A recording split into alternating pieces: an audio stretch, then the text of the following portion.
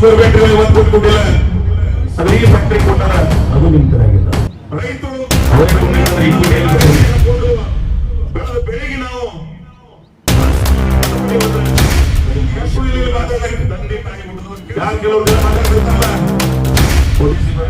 ಸರಾಸರಿ ಮೇಲೆ 347 ಯಾವ್ದಾದ್ರು ಒಂದು ಫ್ಯಾಕ್ಟರಿ ತೋರಿಸಿ ಅಂದ್ರೆ ನನ್ನ ರಾಜಕಾರಣ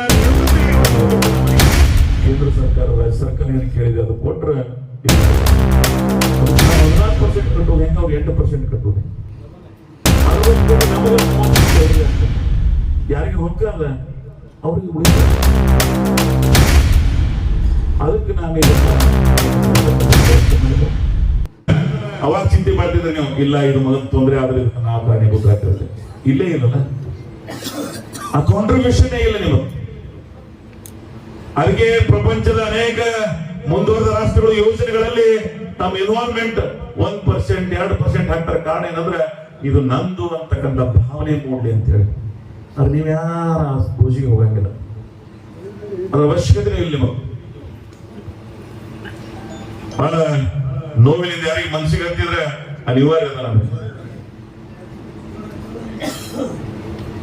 ಅದಕ್ಕಾಗಿ ನಿಮ್ ಮುಂದೆ ನನ್ನ ಕೈಯಲ್ಲಿ ಏನಿತ್ತೆಲ್ಲ ಮಾಡಿ ನಾನು ಸರ್ಕಾರದಿಂದ ತರಬೇಕಾಗಿ ತಂದೆವು, ಬ್ಯಾಂಕರ್ಸ್ ಸಾಲ ತಂದೆವು, ಕೂಜನ್ ಪವರ್ ರೇಟ್ ಎಷ್ಟು ರೂಪಾಯಿ ಅದಾವ ಚುಮ್ಕೆರೆ?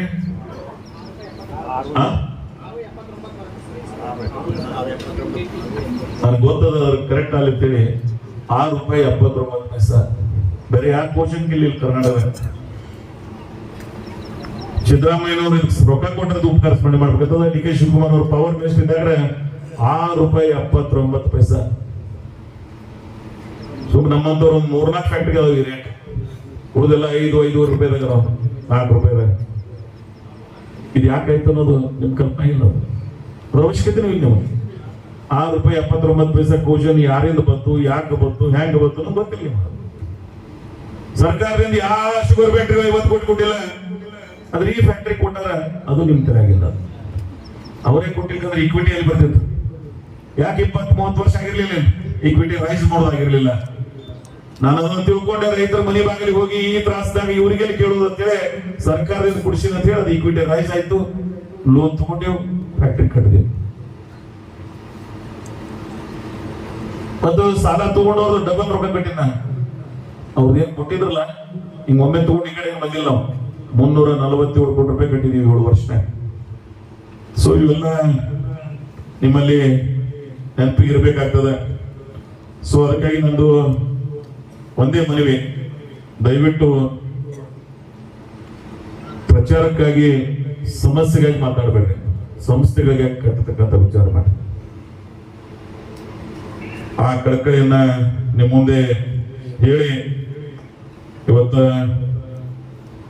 ಈ ಕಾರ್ಖಾನೆ ನಡೆದು ಬಂದ ದಾರಿ ಬಗ್ಗೆ ನಿಮಗೆಲ್ಲ ಗೊತ್ತದ, ಮತ್ತದನ್ನೇ ಹೇಳುವುದ್ರಾಗ ಏನು ಅರ್ಥ ಇಲ್ಲ.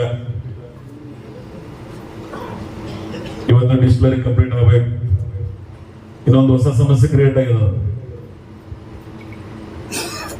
ಪೆಟ್ರೋಲ್ ಪ್ಲಸಿಂಗ್ 20%. ಪೆಟ್ರೋಲ್ ಕನ್ಸಂಪ್ಷನ್ ಏನೆಲ್ಲ ಇರ್ತದ, ಎಥನಾಲ್ ಆ ರೀತಿ ವರ್ಕೌಟ್ ಆಗಂಗಿಲ್ಲ. ಕೆಲವು ಗ್ರಾಹಕರು ಕೇಂದ್ರ ಸರ್ಕಾರಕ್ಕೆ ಇವತ್ತು ಒತ್ತಾಯ ಮಾಡಾಕ, ಯಾಕಂದ್ರೆ ನಮ್ ಕಿಲೋಮೀಟರ್ ಕಡಿಮೆ ಬರ್ತದ ಅಂತೇಳಿ. These are the technical issues. ಹೌದು, ಒಂದ್ ಕಾಲ ಕೇಂದ್ರದವರೇ ನಮ್ಮನ್ನ ನಿತಿನ್ ಗಡ್ಕರಿ 20-25% ಪ್ಲೇಸಿಂಗ್ ಮಾಡೋದು, ಎಥನಾಲ್ಕ ಹೊಸ ಆವಿಷ್ಕಾರದಿಂದ ಬೆಳವಣಿಗೆ ಮಾಡೋದು ಅಂತ ಹೇಳಿದ್ರು.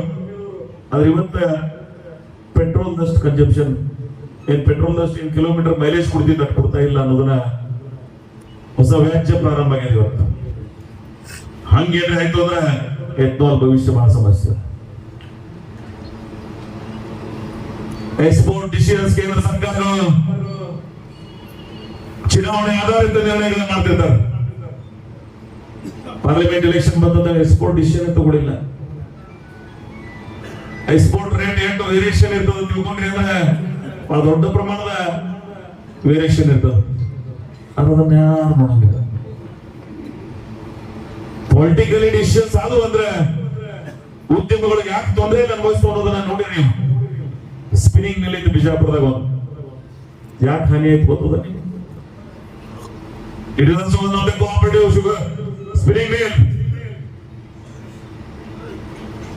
ಆದರೆ ಸರ್ಕಾರದ ನಿಯಮಗಳನ್ನ, ವಾಸ್ತವಿಕತೆಯನ್ನ, ವಸ್ತುಸ್ಥಿತಿಯನ್ನ, ರಾ ಮಟೀರಿಯಲ್ಗಿಂತ ರೇಟ್ ಕಡಿಮೆ ಆದ್ರೆ ಎಲ್ಲಿ ತಂದು ಕೊಡೋರು? ರಾ ಮಟೀರಿಯಲ್ ಹೆಚ್ಚಿಗೆ ಕೊಟ್ಕೊಂಡ್ಬಂದು ಹಿಂದ್ಗಡೆ ನೀವು ವಿತರಿಸ್ತಕ್ಕಂಥ ರೇಟ್ ಕಡಿಮೆ ಆಯ್ತು ಅಂದ್ರೆ ಹ್ಯಾಂಗ ಉದ್ಯಮ ಉಳಿತು?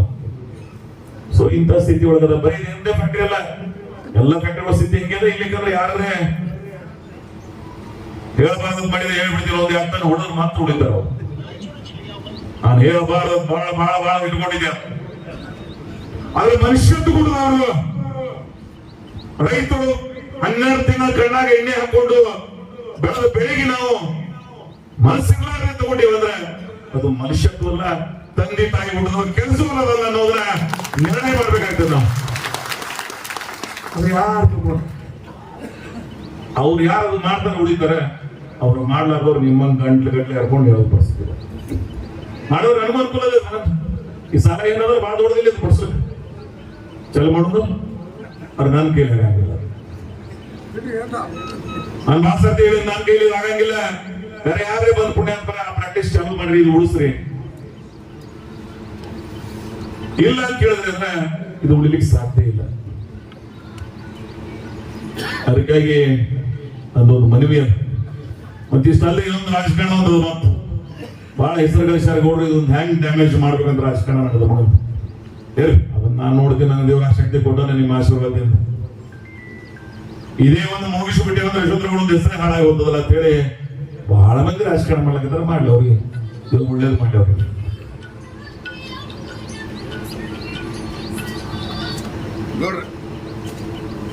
ಆಮೇಲೆ ಎಲ್ಲ ಹೈಡು ಮಾಡಂಗಿಲ್ಲ ಅಂದ್ರೆ ಮುಚ್ಚಿಡ್ತಕ್ಕಂಥ ಪ್ರಯತ್ನ ಮಾಡಂಗಿಲ್ಲ. ಏನಾಗ್ಬೇಕಾದ್ರೆ ಬಂದು ಓಪನ್ ಆಗಿ ಆಗಲ್ಲ.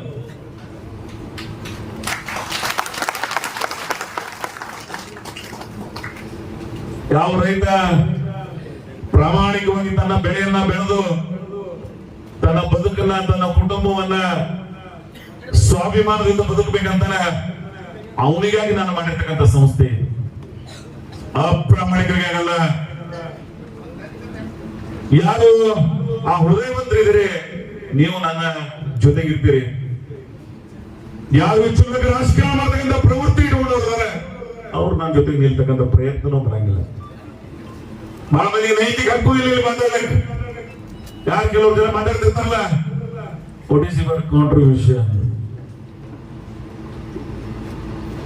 ಈ ಸಂಸ್ಥೆ ಸ್ಥಾಪನೆಯಲ್ಲಿ ನೀವು ಮಾಡಿರ್ತಕ್ಕಂಥ ಕಾಂಟ್ರಿಬ್ಯೂಷನ್ ಏನು?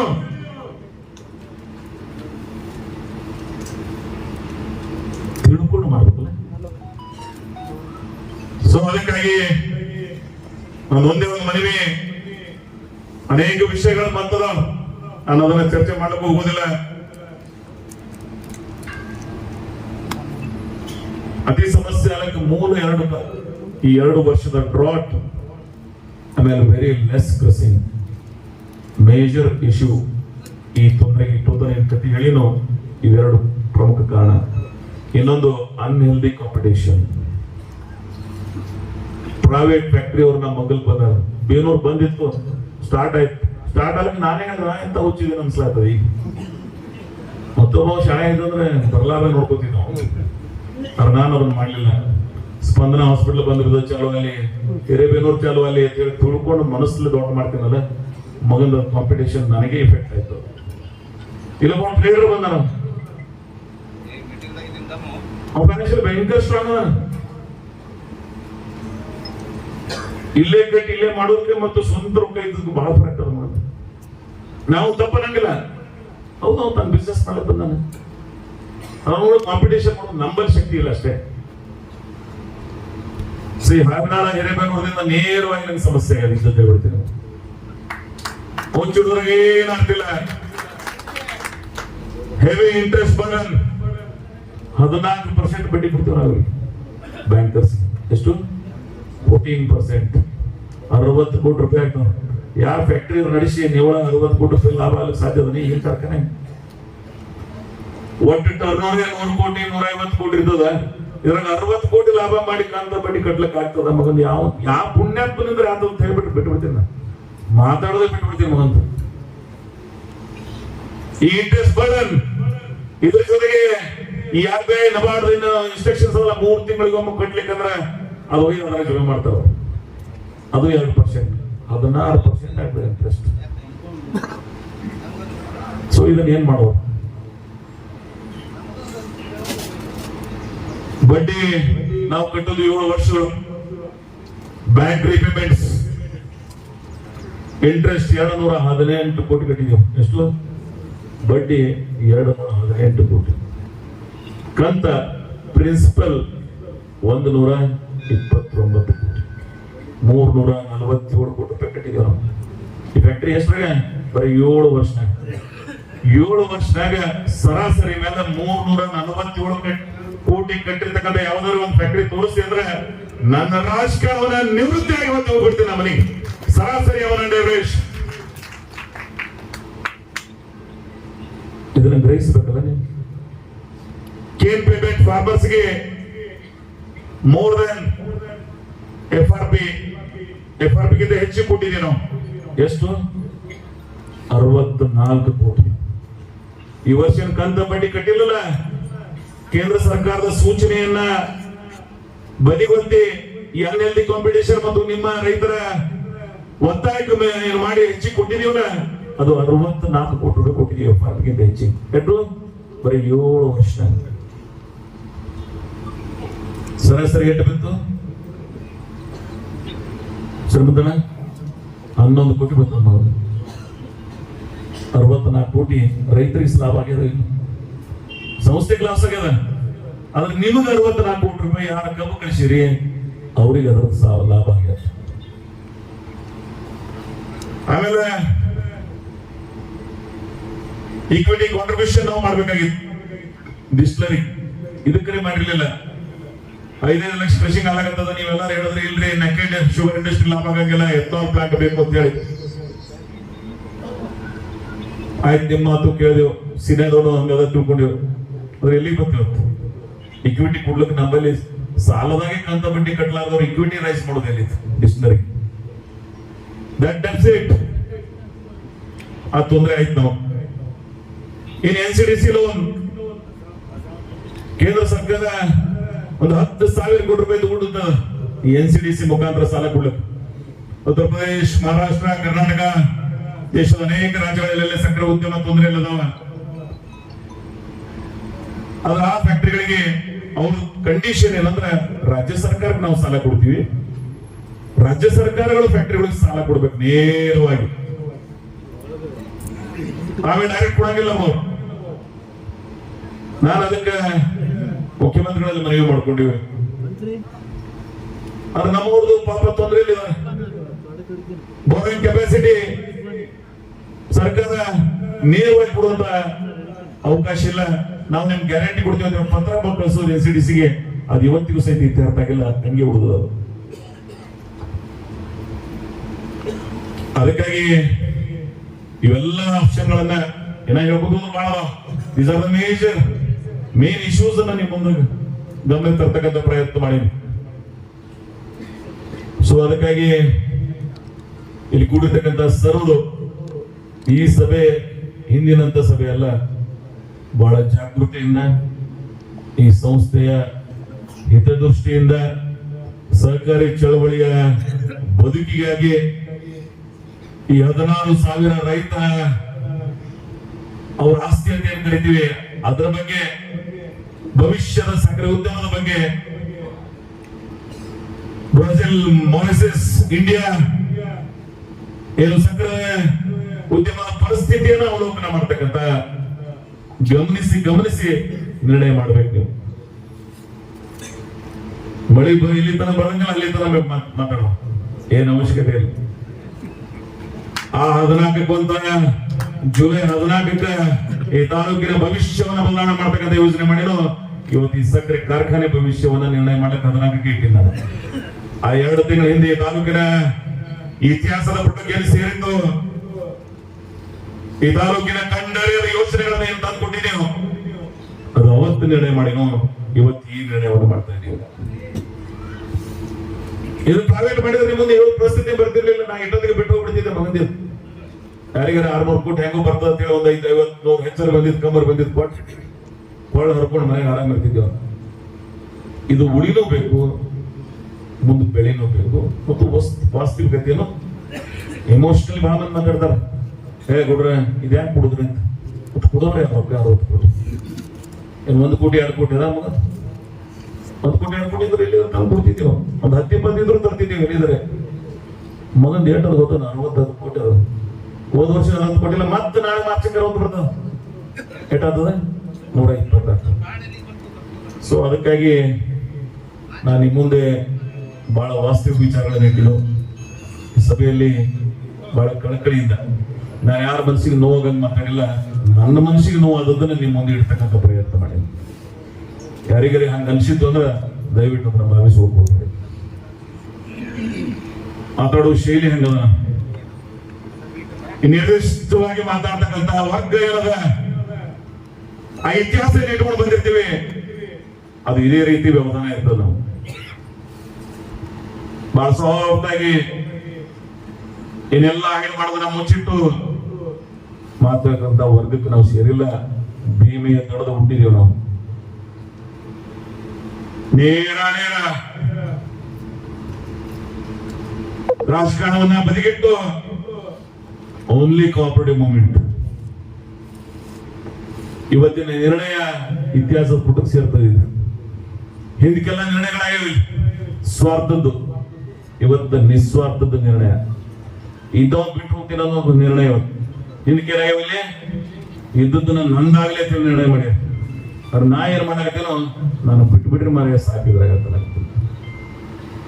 ನಾನು ಎಷ್ಟು ಮಾಡ್ಬೇಕಾಯ್ತು ಮಾಡಿದೆ. ನಾನು ಕೈ ಸೋತಾವ ಹೊಳ್ಯಾಗಿ ಈಶಾಡಿ ಕೈ ಸೋಲ್ತಾವಲ್ಲ, ಕೈ ಸೋತಾವ. ನಾನು ಆ ವಿಷಯನೂ ಕಡಿಮೆ ಆಗ್ತದೆ. ಒಂದು 2 ನಂಬರ್ ಮಾಡಿದ್ದೆ ಅಂದ್ರೆ ಮಗನಿದೆ ಮಜಾ ಆಗ್ತಿದ್ದಲ್ಲ. ಈ ಭೀಮಾ ನದಿ ಉಸಕ್ ಮಾರೋದು 2 ನಂಬರ್ ಮಾಡಿ ಏನೇನು ಬದುಕ್ತಾರಲ್ಲ ಈ ಟ್ರಾನ್ಸ್ಫರ್, ಹಂಗೆಲ್ಲ ನಾನು ಮಾಡ್ಬೋದಾಗಿತ್ತು. ಮಾಡ್ಬೋದಾಗಿತ್ತು. ಹಿಂದೆ ಮುಂದೆ ಗನ್ಮೆಷನ್ ಇಟ್ಕೊಂಡು ಬಾಕ್ಸರ್ ಇಟ್ಕೊಂಡು ರಾಜಕಾರಣ ಮಾಡಿದ್ರು. ಆ ವರ್ಗಕ್ಕೆ ನಾನು ಸೇರ್ಬೋದಾಗಿತ್ತು. ರಾತ್ರಿ 12 ಒಬ್ಬನೇ ಇದ್ರೆ ಹೇಳ್ತೀನಿ, ನಾನು ಯಾರಿಗೇನು ಮಾಡಂಗಿಲ್ಲ, ನನಗೆ ಯಾರು ಏನು ಮಾಡಂಗಿಲ್ಲ ಅಂತಕ್ಕಂಥ ಆತ್ಮಧೈರ್ಯದಿಂದ ಆ ನೈತಿಕ ರಾಜಕಾರಣವನ್ನ ಕಟ್ಟಿ ಬೆಳೆಸಿದ್ದೀನಿ. ನಾನು ಹೋದ ನಂತರ ಸಹಿತ ಆ ಸೈದ್ಧಾಂತಿಕ ನಿರ್ಣಯಗಳಲ್ಲಿ ನಡಿಬೇಕು ಅಷ್ಟೇ ನನ್ನ ಸದಾಶಯ. ಆ ಒಳ್ಳೆತನ ಇಲ್ಲಿ ಬರಲಿಲ್ಲ ಅಂದ್ರೆ ಈ ತಾಲೂಕ ಈ ಭಾಗದ ಭವಿಷ್ಯ ಇಲ್ಲ. ಅದು ಅನೇಕ ಪ್ರಾಮಾಣಿಕ ಸತ್ಯವನ್ನ ನಿಮ್ಮ ಮುಂದೆ ಇರ್ತಕ್ಕಂಥ ಪ್ರಯತ್ನವನ್ನು ಮಾಡಿದ್ದೀವಿ. ಈ ಭಾಗದ ಜನ ಬಹಳ ಹೃದಯವಂತರಿದ್ರೆ ಒಂದು 2-3% ಟಿಕೆಟ್ ಹೆಸರದ ನಮ್ಮ ಪ್ರದೇಶಕ್ಕೆ. ಅಲ್ಲಿ ಎಷ್ಟೋ ಚಲೋ ಅಧಿಕಾರಿಗಳು ಹೇಳ್ತಾರೆ ನಿಮ್ಮಲ್ಲಿ ಇದಕ್ಕೆಲ್ಲ ಪನಿಷ್ಮೆಂಟ್ ಟ್ರಾನ್ಸ್ಫರ್ ಇದ್ದಿದ್ದುಕೊಂಡ್ರೆ ನೀವು ಬಂದ ಹೇಳೋದು ಪನಿಷ್ಮೆಂಟ್ ಟ್ರಾನ್ಸ್ಫರ್ ಇಲ್ಲ, ಗುಡ್ ವಿಲ್ ಟ್ರಾನ್ಸ್ಫರ್ ಅದ.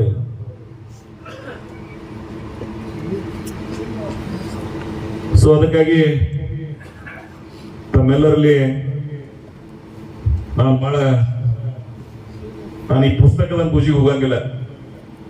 ಈ ಪುಸ್ತಕದ ನೀವೆಲ್ಲ ಓದಿರಿ, ಮತ್ತೆ ಅದನ್ನ ಹೇಳೋದು ಕೇಳೋದು ಮಾಡಿದ್ರಾಗ ಏನಾರ ಪಾಯಿಂಟ್ಸ್ ಇದ್ರೆ ನೀವು ರೈಸ್ ಮಾಡಿದ್ರೆ ಅದ್ರ ಉತ್ತರ ಕೊಡ್ತೀನಿ ನಾನು.